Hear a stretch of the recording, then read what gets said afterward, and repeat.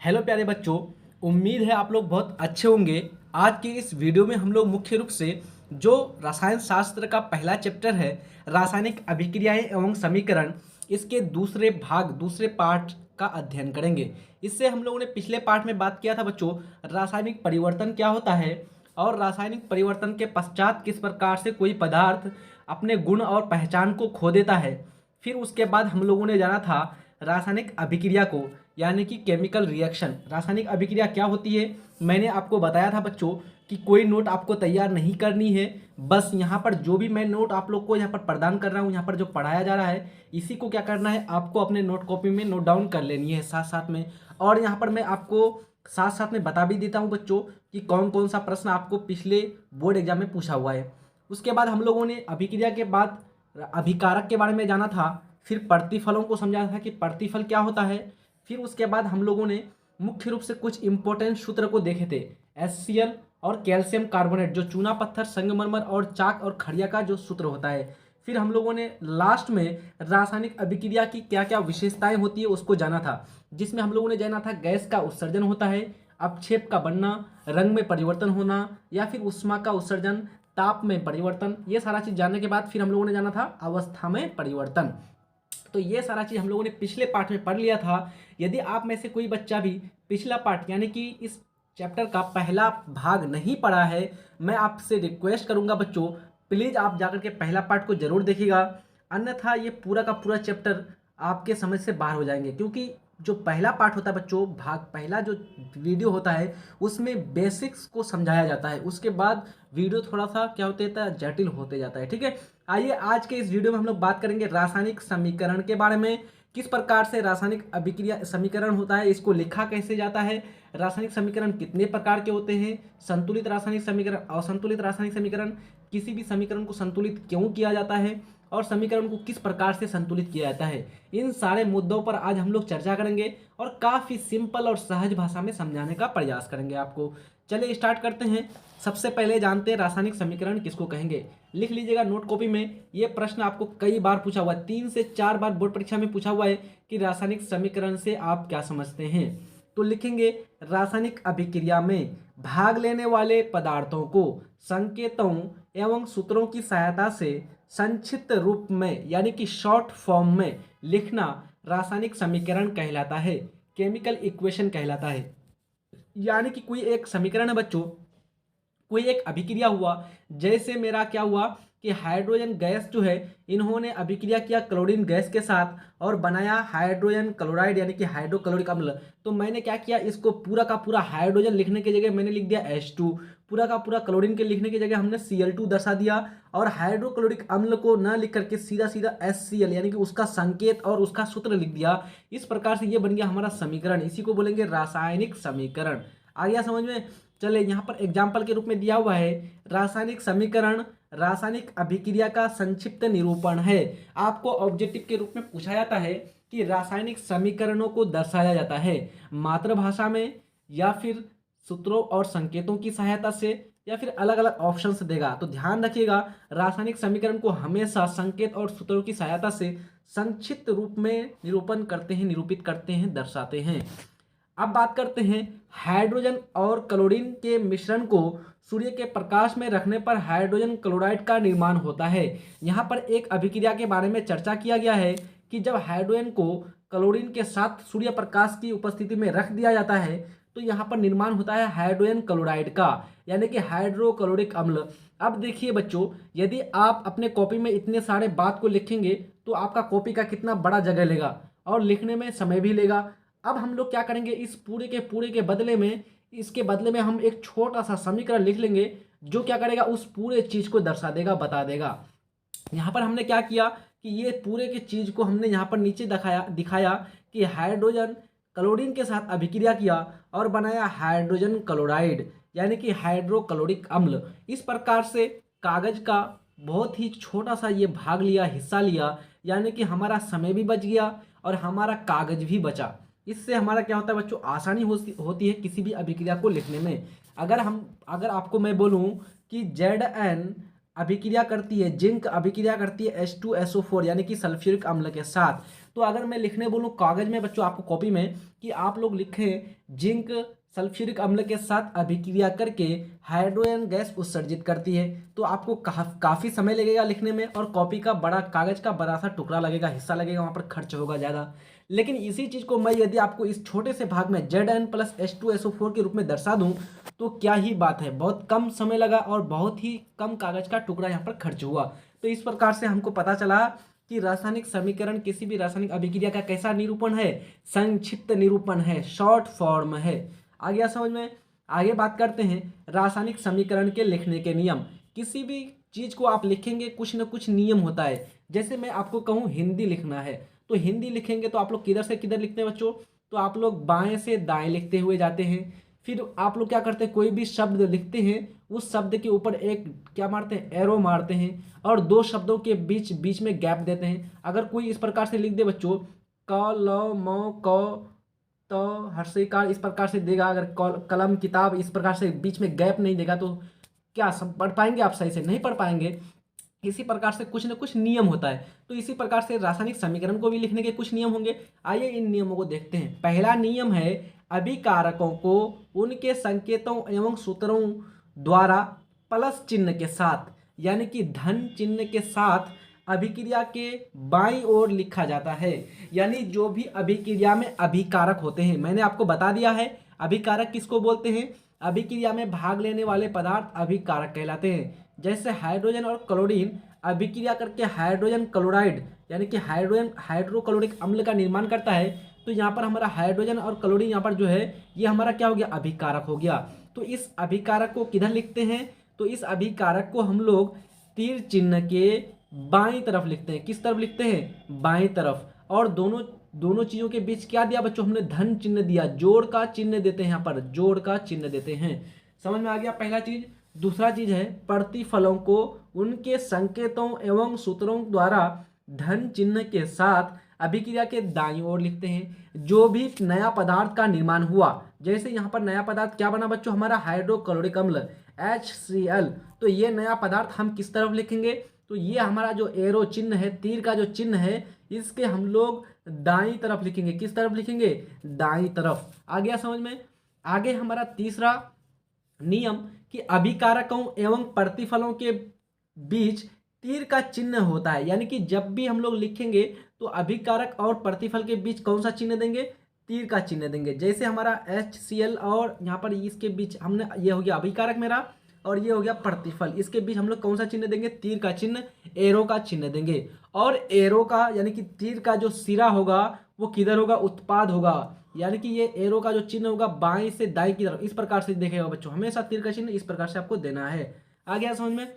अच्छा, ये किसको दिखाता है, तो तीर का जो चिन्ह है ये दिशा को दिखा रहा है, किधर से किधर दिशा, यानी कि जो रिएक्शन हो रही है अभिक्रिया किधर से किधर हो रही है, बाईं तरफ से दाईं तरफ हो रही है। यानी कि बाएं तरफ हमारा भाग लेने वाला पदार्थ है और दाएं तरफ नया पदार्थ बनने वाला है ना। अब आगे बात करते हैं रासायनिक समीकरणों के प्रकार के बारे में, ये कितने प्रकार के होते हैं। तो मुख्य रूप से जो हमारे रासायनिक समीकरण होते हैं बच्चों, ये दो प्रकार के होते हैं। कितने प्रकार के, दो प्रकार के होते हैं। एक होता है संतुलित रासायनिक समीकरण और एक होता है असंतुलित रासायनिक समीकरण। संतुलित रासायनिक समीकरण इसको बोलते हैं बच्चों बैलेंस केमिकल इक्वेशन, और असंतुलित रासायनिक समीकरण इसको बोलेंगे अनबैलेंस केमिकल इक्वेशन। जैसे बच्चों मैं किसी आदमी को के बारे में बात करूं और मैं आपको कहूं कि एक आदमी है या एक कोई जानवर है और उसके शरीर में सिर्फ और सिर्फ हड्डी है, सिर्फ और सिर्फ हड्डी है, या कोई मनुष्य सिर्फ और सिर्फ उसमें हड्डी है और गोश्त का कोई टुकड़ा उसमें नहीं है, यानी कि मांस उसमें नहीं है उसके शरीर में, तो मैं क्या कहूँगा, उसका सिर्फ और सिर्फ हड्डी होगा तो उसको क्या बोलेंगे हम लोग, कंकाली बोलेंगे ना। इसलिए असंतुलित रासायनिक समीकरण को कंकाली समीकरण भी कहा जाता है। आपको बोर्ड परीक्षा में पूछा जाता है कंकाली रासायनिक समीकरण से आप क्या समझते हैं, तो वहां पर आपको लिखना है असंतुलित रासायनिक समीकरण के बारे में। यानी कि कंकाली यानी कि बिना मांस के कोई भी शरीर कैसा रहेगा बच्चों, वो जीवित रह सकता है क्या, नहीं रह सकता है, इसलिए वो कैसा रहेगा, सिर्फ और सिर्फ कंकाल, सिर्फ हड्डियां दिखती है। इसलिए यहाँ पर जब असंतुलित रासायनिक समीकरण होगा तो उसको हम लोग बोलेंगे कंकाली समीकरण, और जब वो बैलेंस होगा तो उसको बोलेंगे संतुलित रासायनिक समीकरण। आगे बात करते हैं हम लोग संतुलित रासायनिक समीकरण किसे कहते हैं, ये आप लोग VVI लगा दीजिए, ये प्रश्न आपको कई बार बोर्ड परीक्षा में पूछा हुआ है। 2 से 3 बार ये प्रश्न आया हुआ है आपको बोर्ड परीक्षा में। आप लोग क्वेश्चन बैंक उठा के देखेंगे तो मिल जाएगा बच्चों, संतुलित रासायनिक समीकरण से आप क्या समझते हैं। तो लिखेंगे वैसा रासायनिक समीकरण जिसमें समीकरण के दोनों ओर प्रत्येक तत्व के परमाणु की संख्या समान हो। यानी कि कोई एक अभिक्रिया हुई और उस अभिक्रिया को मैंने समीकरण के द्वारा निरूपण किया, और उस समीकरण में यदि प्रत्येक तत्व यानी कि अभिकारक के जितने भी परमाणु थे उस और जो जितने उत्पाद के परमाणु थे दोनों के परमाणु की संख्या समान हो, तो हम लोग बोलेंगे वो समीकरण कैसा है, संतुलित रासायनिक समीकरण है। यहाँ पर देखिए एग्जाम्पल के रूप में मैं यहाँ पर दर्शाया हूँ, जैसे हाइड्रोजन अभिक्रिया कर रहा है क्लोरीन के साथ, क्या बना रहा है हमारा हाइड्रोक्लोरिक अम्ल। अब देखिए इधर हमारा हाइड्रोजन की परमाणु कितनी है बच्चों, 2, तो हमने लिख दिया हाइड्रोजन की परमाणु 2 हो गई। क्लोरीन की परमाणु कितनी है बच्चों, देखिए Cl2 यानी कि 2, तो यहाँ पर हमने क्लोरीन को भी 2 लिख दिया। अब यहाँ पर मेरा क्या बना है HCl यानी कि हाइड्रोक्लोरिक अम्ल। इसके आगे में क्या दिया हुआ है हमारा 2 दिया हुआ है, यानी कि 2 किसके साथ गुना है बच्चों, ये 2 हाइड्रोजन के साथ भी गुना है और ये 2 हमारा क्लोरीन के साथ भी गुना है, यानी कि हाइड्रोजन का भी परमाणु 2 हो गया और क्लोरीन का भी 2 हो गया। इससे पता चला कि ये अभिक्रिया, ये जो समीकरण दिया हुआ है कैसा है, ये हमारा संतुलित रासायनिक समीकरण है। यानी कि दोनों तरफ मुख्य रूप से जो परमाणुओं की संख्या है प्रत्येक तत्व के कैसा है, समान है, बराबर है, तो इसको बोलेंगे संतुलित रासायनिक समीकरण। आगे देखिए दूसरा एग्जाम्पल के रूप में दिया हुआ है मैग्नीशियम और हाइड्रोक्लोरिक अम्ल, ये दोनों अभिक्रिया करके मैग्नीशियम क्लोराइड MgCl2 बनाता है और यहाँ पर हाइड्रोजन गैस का उत्सर्जन करता है। मैग्नीशियम हमारा एक धातु है बच्चों, आपको पूछा जाता है निम्नलिखित में से मैग्नीशियम क्या है, धातु, अधातु, उपधातु, इनमें से कोई नहीं। तो हमारा जो मैग्नीशियम है बच्चों ये धातु है, और मैंने कहा आपको HCl क्या है, तो HCl एक अम्ल है। धातु जब भी अम्ल के साथ अभिक्रिया करती है तो हाइड्रोजन गैस का उत्सर्जन होता है। आपको बोर्ड परीक्षा में कम से कम 4 से 5 बार पूछा हुआ है कि धातुओं की अभिक्रिया अम्ल के साथ होने पर कौन सा गैस का उत्सर्जन होता है, तो ध्यान रखिएगा हाइड्रोजन गैस। अब देखिए यहाँ पर हम लोग परमाणु को देखते हैं, मैग्नीशियम का कितना परमाणु है, तो मैग्नीशियम के साथ कुछ भी लिखा हुआ नहीं है, तो मतलब कि एक परमाणु हो गया। हाइड्रोक्लोरिक अम्ल का सामने देखेंगे तो यहाँ पर 2 लिखा हुआ है, ये 2 क्या है, हाइड्रोजन के लिए भी है और क्लोरीन के भी लिए है, यानी कि हाइड्रोजन भी 2 हो गया, क्लोरीन भी 2 हो गया। इस प्रकार इस पार देखते हैं तो हमारा यहाँ पर हाइड्रोजन की परमाणु कितनी है बच्चों, 2 है। हाइड्रोजन का परमाणु कितना है, 2 है, तो इस पार भी हमारा 2 है, तो बराबर हो गया हाइड्रोजन का परमाणु। मैग्नीशियम हमारा 1 है, यहाँ पर देखेंगे तो मैग्नीशियम 1 है, तो यहाँ पर मैग्नीशियम 1 है, और इस प्रकार से क्लोरीन भी 2 है, यानी कि प्रत्येक तत्व का परमाणु क्या है, समान है। तो हमारा ये हो जाएगा संतुलित रासायनिक समीकरण। अगला है हमारा किसी भी रासायनिक समीकरण को संतुलित करना क्यों आवश्यक है, काफी इंपॉर्टेंट है। आपको ये प्रश्न 2014 और 2022 में पूछा हुआ प्रश्न है बच्चों। मैं आपको जहां जहां पर VVI बोलूंगा, जहां जहां पर डेट लिखा हुआ है, तो उस प्रश्न को आप लोग को 100% लिखना है अपने कॉपी में, क्योंकि बिहार बोर्ड में ज़्यादातर क्वेश्चन आपको पिछले बार पूछे हुए प्रश्न को पूछा जाता है, यानी कि जो आपको प्रीवियस ईयर में क्वेश्चन पूछा गया था उन्हीं प्रश्नों को बार बार पूछा जाता है बच्चों, क्योंकि आप लोग का सिलेबस बहुत ही ज़्यादा छोटा है। इसलिए ध्यान रखिएगा, क्वेश्चन है कि किसी भी रासायनिक समीकरण को संतुलित करना क्यों आवश्यक है। तो हम लोग 9th क्लास में पढ़े हैं, क्योंकि द्रव्यमान संरक्षण के सिद्धांत के अनुसार द्रव्यमान का न तो निर्माण किया जा सकता है और न ही नष्ट, इसलिए द्रव्यमान संरक्षण के नियम के अनुपालन के लिए रासायनिक समीकरणों को संतुलित किया जाता है। याद रहेगा आपको, हम लोग जानते हैं बच्चों द्रव्यमान संरक्षण का सिद्धांत आप लोगों ने 9th क्लास में पढ़ा होगा बच्चों मुख्य रूप से।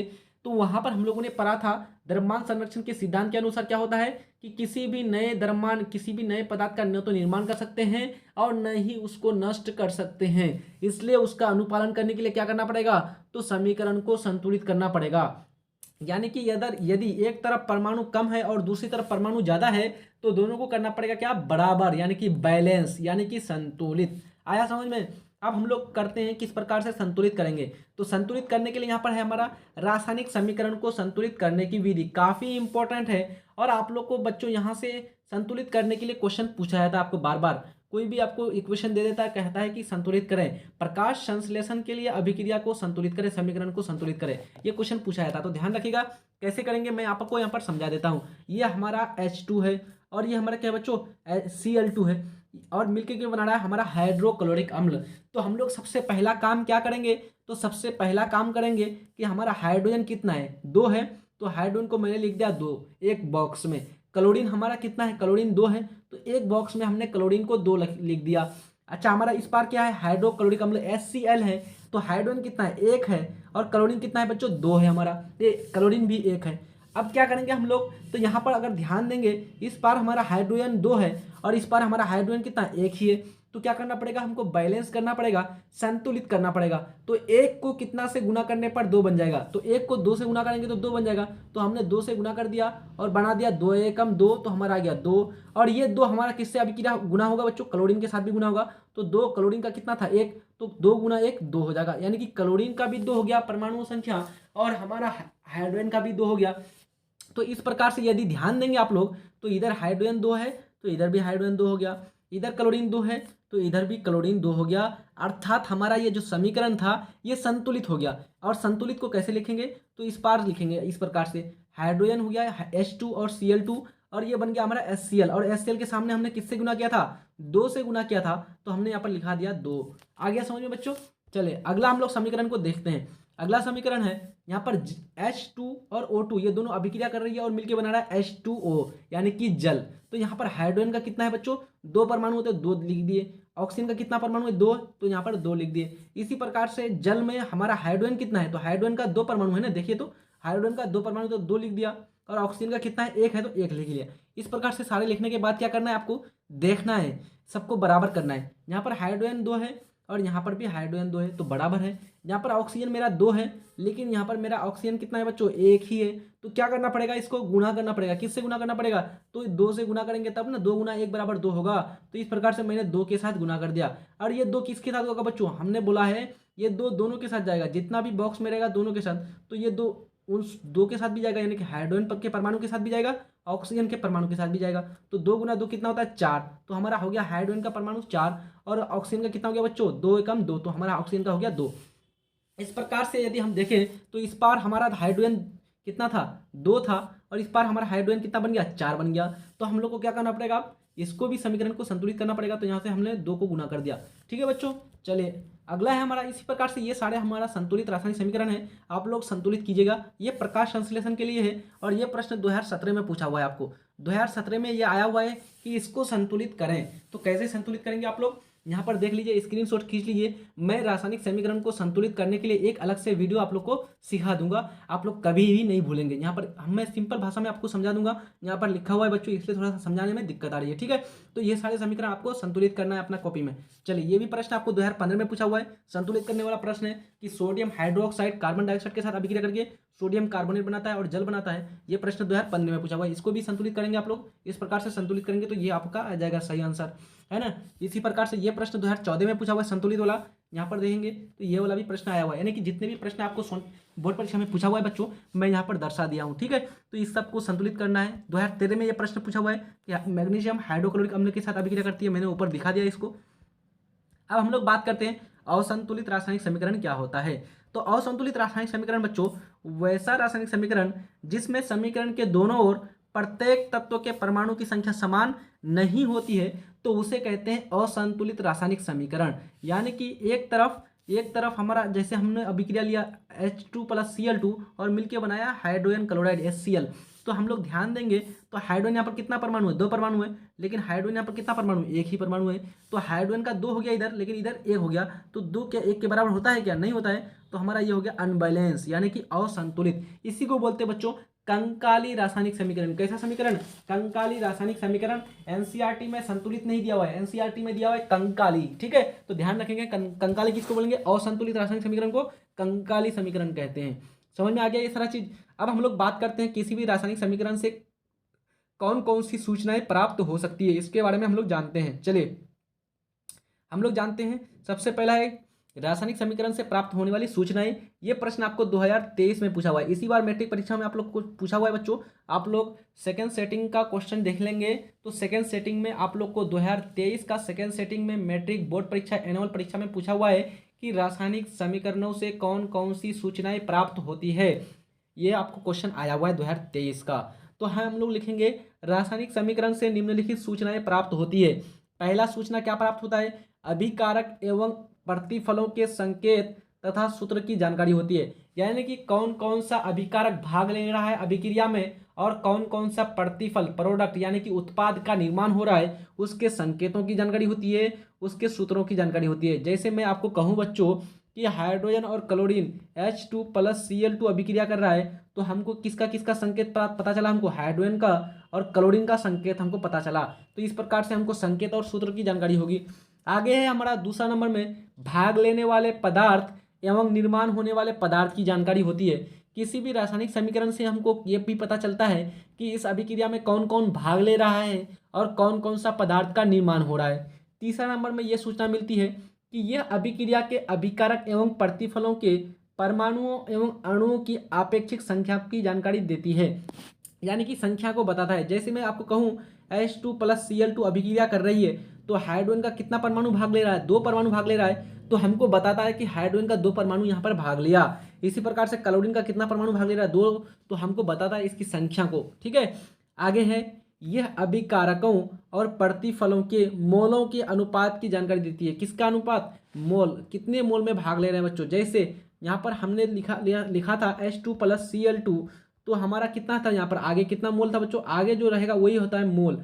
तो हमारा 1 मोल हाइड्रोजन भाग ले रहा था, यहाँ पर कितना मोल, तो 1 मोल हमारा भाग ले रहा था, इस प्रकार से। ठीक है, अगला है हमारा 5वें नंबर की सूचना।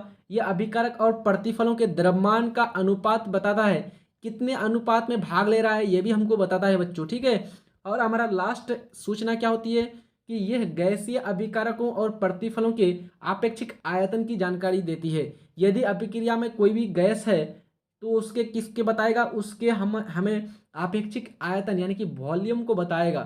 ठीक है, जैसे यहाँ पर मैं एग्जाम्पल के रूप में यहाँ पर दर्शाया हूँ, ध्यान से आप लोग पढ़ेंगे बच्चों। और ये प्रश्न आपको आया हुआ है, सिर्फ क्वेश्चन बदल दिया था थोड़ा सा।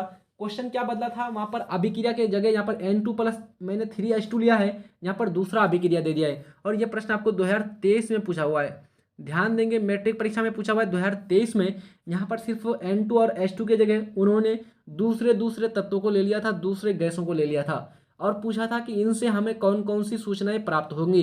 तो इस प्रकार से सूचनाएं हम लोग लिखेंगे। ये हमारा नाइट्रोजन है और ये हमारा हाइड्रोजन है, ये दोनों अभिक्रिया करके अमोनिया का निर्माण कर रहा है। किसका निर्माण कर रहा है बच्चों, अमोनिया। ये प्रश्न पूछा हुआ है कि अमोनिया का सूत्र क्या होता है। अमोनिया का सूत्र होता है NH3। अमोनिया का सूत्र क्या होता है बच्चों, NH3। जल्दी से नोट डाउन कर लीजिए आप लोग। अब हमको यहाँ से क्या क्या पता चलता है, तो सबसे पहला पता ये चला कि इसमें भाग कौन कौन ले रहा है, इसके जानकारी हमको मिलती है। जैसे इसमें नाइट्रोजन भाग ले रहा था, नाइट्रोजन की जानकारी मिली। इसमें हाइड्रोजन परमाणु भाग ले रहा है, तो हाइड्रोजन की जानकारी प्राप्त हुई। और इसमें अमोनिया निर्माण हुआ प्रतिफल के रूप में अमोनिया, तो अमोनिया के बारे में पता चला। आगे हमको जानकारी मिलती है कि कितने कितने परमाणु भाग ले रहे हैं, तो हमको पता चला कि नाइट्रोजन का 2 परमाणु भाग लिया, और हाइड्रोजन का हमारा कितना परमाणु बच्चों, 6 परमाणु। ध्यान से देखिए, हाइड्रोजन का यहाँ पर आगे कितना है, 3, और इधर कितना है, 2, तो 3 दूना कितना होता है, 6। तो हमारा हाइड्रोजन का 6 परमाणु भाग लिया। और यहाँ पर अमोनिया का कितने अणु हैं, तो अमोनिया का आगे देखेंगे 2, तो अमोनिया का 2 अणु यहाँ पर निर्माण हुआ। इसी प्रकार से मोल के बारे में जानकारी करते हैं, तो नाइट्रोजन के आगे कुछ नहीं है, तो 1 है, 1 मोल हमारा हुआ नाइट्रोजन का। और हाइड्रोजन के आगे कितना है बच्चों, 3, तो 3 मोल हो गया हमारा हाइड्रोजन का। और अमोनिया के आगे कितना है बच्चों, 2, तो 2 मोल हमारा अमोनिया का निर्माण हो रहा है। इसी प्रकार से हम लोग जानते हैं नाइट्रोजन क्या है, हमारा गैस है, हाइड्रोजन क्या है, गैस है, और अमोनिया क्या है, हमारा गैस है। ये तीनों गैसीय है, इसलिए इसके आयतन की भी जानकारी होगी। तो कितना कितना आयतन ले रहा है बच्चों, तो जितना मोल होगा उतना उसका आयतन के रूप में भी जाएगा। तो एक आयतन हमारा किसका हो गया बच्चों, STP पर, यानी कि नाइट्रोजन का 3 आयतन हो जाएगा। 3 हमारा मोल है तो 3 आयतन हो जाएगा हाइड्रोजन का, और 2 आयतन हो जाएगा हमारा अमोनिया गैस का। किस पर, तो हम लोग जानते हैं स्टैंडर्ड टेम्परेचर प्रेशर पर, STP, इसको बोलते हैं स्टैंडर्ड टेम्परेचर प्रेशर। ठीक है बच्चों, और एक STP का मान होता है 22.4 लीटर, यानी कि एक STP पर कितना आयतन होता है बच्चों, 22.4 लीटर। ठीक है, आप लोग को ये सारा चीज़ समझ में आ गया होगा बच्चों, कोई दिक्कत है कहीं पर समझने में, नहीं ना। अब हम लोग क्या करेंगे, अगले कक्षा में हम लोग, अगले वीडियो में हम लोग आगे बात करेंगे। पढ़ते रहिए अच्छी तरह से, मिलते हैं नेक्स्ट वीडियो में। अगर आप लोग चैनल में न्यू हैं तो जल्दी से चैनल को सब्सक्राइब कर दीजिए, अपने दोस्त यार को जल्दी से इस चैनल को शेयर कर दीजिए, और वीडियो अच्छे लग रहे हैं तो लाइक कीजिए। मिलते हैं नेक्स्ट वीडियो में, तब तक के लिए जय हिंद, धन्यवाद।